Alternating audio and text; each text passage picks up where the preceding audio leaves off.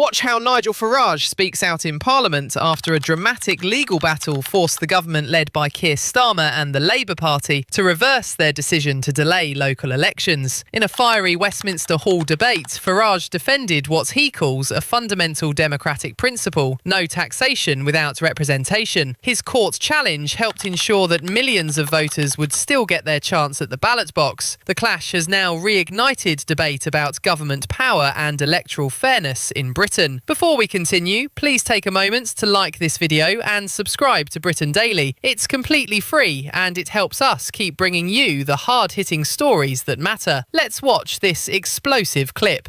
Thank you very much, Mr. Chairman. No taxation without representation. It's quite a powerful political adage. It's worked well over the years. And that's really what people were facing in many parts of the country, paying their council tax, but not being able to have a say.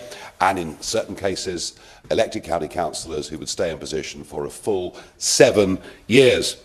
But it wasn't just the minister that did this. It was done with the connivance of the Conservative Party, who did everything they could to deny the vote in Norfolk, in Suffolk, in East and West Sussex, and initially in Surrey, doing their best to stop people voting for 2 consecutive years. And the Lib Dems did get in on the act in Cheltenham, though I will grant you slightly different circumstances. Talking of the Lib Dems, I've been having a very good chat with a very prominent Liberal Democrat who I get on rather well with, Sir Bob Russell, who of course represented Colchester for many, many years, who made the point: the last time there was fundamental local government reorganisation in England, it was 50 years ago.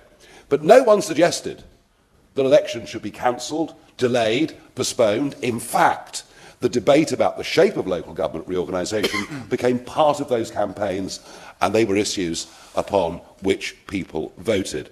So I'm very proud of the fact that 153,000 people signed this petition, but I'm even prouder of the fact that 4.6 million people will get the vote on May the 7th because of the judicial review that I took against the government.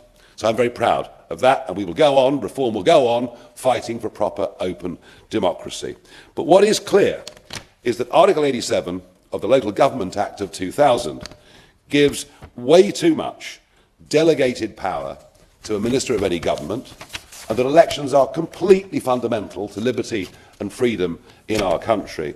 And I think what we need to do, and I'd ask the government to support this, is we should change Article 87 of that LGA Act to make sure that in future any delays to election, for whatever reason they may be, have to be the subject of primary legislation, an open debate and a vote by all members of Parliament. And if we do that, we'll never ever finish up in this awful mess and lack of trust in politics again. Thank you.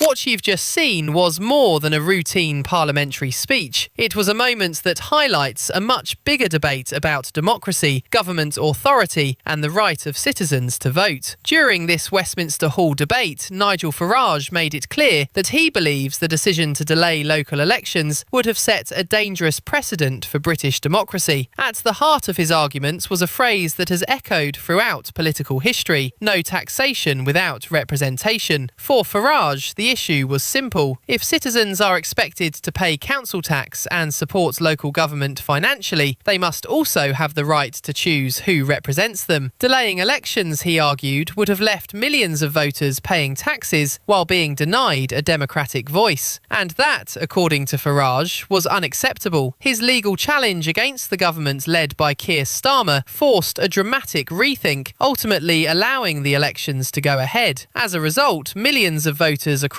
parts of England will now still have their say at the ballot box. But the debate didn't stop there. Farage also raised serious concerns about the power held by ministers under the Local Government Act 2000. In particular, he pointed to provisions that allow a minister to delay or alter elections without requiring a full vote in Parliament. For critics of that system, the concern is obvious. If a government has the ability to postpone elections through delegated power, powers, even temporarily, it raises questions about how much authority ministers should hold over the democratic process. Farage suggested that the law should be changed so that any future delay to elections would require full parliamentary approval, ensuring open debate and a vote by MPs. In his view, such a reform would protect democracy and prevent similar controversies in the future. Of course, supporters of the government argue that administrative changes to elections sometimes become necessary during major reforms to local government structures. They say flexibility is needed to manage those transitions. But as this debate shows, even temporary changes to election schedules can quickly become politically explosive, because in a democracy, the right to vote is not just a procedural detail, it's one of the most fundamental rights citizens have, and any attempt to delay or change elections will always be scrutinised intensely by both politicians and the public. That's why moments like this matter. They remind us that the democratic system in Britain depends not only on elections themselves, but also on public confidence that those elections will always take place fairly and on time. Whether people agree with Farage's politics or not, his intervention has clearly reignited a national conversation about how election rules should be set and who should ultimately have the authority to change them. And with local elections approaching, the political impact of this clash could continue to unfold. If you want to stay updated on the biggest debates and dramatic moments from Westminster, make sure you're subscribed. And if you enjoyed this breakdown of today's political showdown, please like this video, share it with others, and subscribe to Britain Daily so you never miss the next major moment in British politics.